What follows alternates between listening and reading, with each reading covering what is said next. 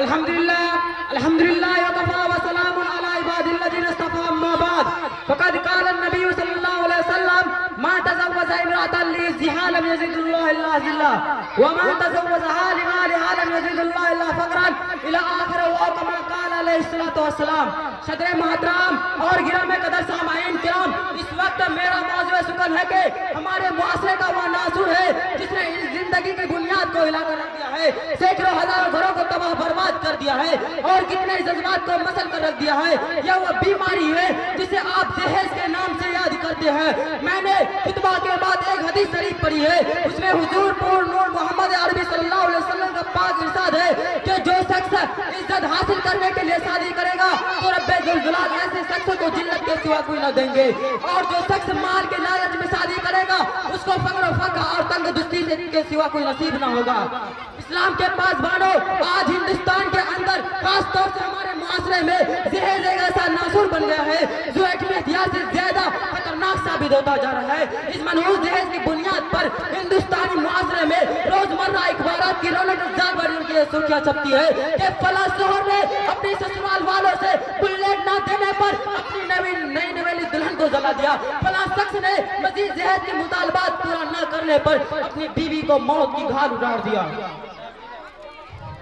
عجب معاذرہ ہے حضرات دیکھیے، عجب معاذرہ ہے حضرات دیکھیے، داماد مانگتا ہے خیرات دیکھیے۔ پیارے دوستو، اخبارات کی سرخیاں ابھی غیر قومائی کے بارے میں نظر آتی تھی، مگر افسوس صد افسوس نے رفتہ رفتہ ہمارے اسلامی معاشرے کے اندر بھی وبا پھیل چکی ہے۔ آج اخبارات کے اندر جہیز کے لیے بھیٹ چلوانے والی کہیں فاطمہ، کہیں رضیہ، کہیں شبنم و فرزانہ اسلامی شریعت کے نام لیواؤں سے کہہ رہی ہے کاش ہماری اسلامی شریعت کتابوں اور واضحوں کے بجائے عمل میں آ جاتی ہے۔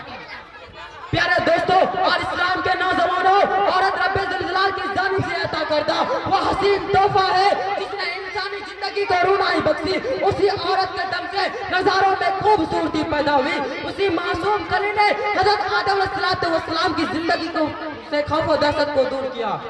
مگر ان تمام باتوں کے باوجود ظلم و ستم کے تاریخ شاہد ہے کہ اس دار فانی میں اتنے مظالم برپے ہوئے ہیں، ان میں سے زیادہ تر صنف نازکی پر کیے گئے ہیں۔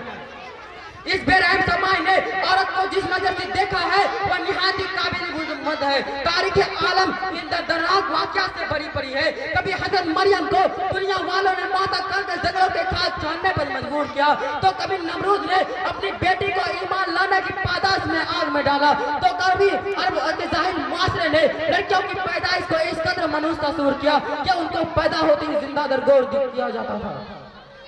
محترم حضرات، آج بھی ان معصوم دو شہزادوں پر ظلم و ستم کے پہاڑ توڑے جا رہے ہیں، جبروں کے صدور کی خاردار جھاڑیاں ان کی راہ میں حائل ہے۔ آج بھی ان عورتوں کا ارمانہ کا خون کیا جا رہا ہے، غریب گھرانے کی بچیوں پر خدا کی زمین اپنی وسعت اور کشادگی کے باوجود تنگ ہو رہی ہے۔ ساری دنیا پر یہ بات روز رسل کی طرح آیا ہے کہ جس گھر میں لڑکی زمانے کی دہلیز پر قدم رکھتی ہے اسی وقت سے والدین کی نیند حرام ہو جاتی ہے۔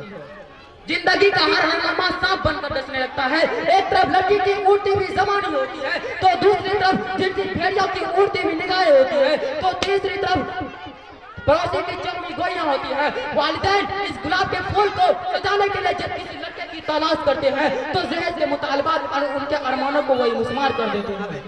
ارے جہیز کے ٹھیکیداروں، کان کھول کر سن لو، ذرا دیکھو سید الانبیاء تاجدار بطحہ محمد مصطفیٰ صلی اللہ علیہ وسلم کی پیاری اور لاڈلی بیٹی حضرت فاطمہ کا عقد مسرور کے انداز سے ہوتا ہے کہ جسم پر جو چادر ہے اس میں 16 پیوند لگے رہے ہیں، اور بنت رسول ہونے کے باوجود شیر خدا حضرت علی اللہ عنہ کے گھر کے جانب روانہ ہو رہی ہے،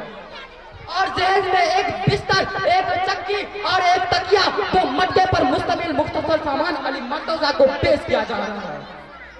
آج ہم یہ کہتے ہیں کہ ہمارا بیٹا ڈاکٹر ہے، ہمارا بیٹا انجینئر ہے، ہمارا بیٹا پائلٹ ہے، ہمارا بیٹا گریجویٹ ہے، ہمارا بیٹا ٹیلی فون آپریٹر ہے، ہمارا بیٹا سعودی عرب میں رہتا ہے، اسی لیے جہیز میں جہاز چاہیے۔ ارے اولاد پیدا کر کے جہیز کا سبب نہ رکھنے والوں، کان کھول کر سن لو، اگر تمہارا بیٹا ڈاکٹر ہے تو حضرت علی امیر المومنین تھے، اگر تمہارا بیٹا انجینئر ہے تو حضرت علی مجاہد تھے، اگر تمہارا بیٹا پائلٹ ہے تو حضرت علی خلیفہ رسول تھے، اگر تمہارا بیٹا ٹیلی فون آپریٹر ہے تو حضرت علی فاتح خیبر تھے، اگر تمہارا بیٹا گریجویٹ ہے تو حضرت अली असदुल्लाह थे, अगर तुम्हारा बेटा पैकरे सियासत है तो हजरत अली पैकरे विलायत थे। हजरत आइए हम सब मिलकर इस बात का अहद करें कि इस जहेज जैसी मलऊन रस्म को मिटाकर दम लेंगे।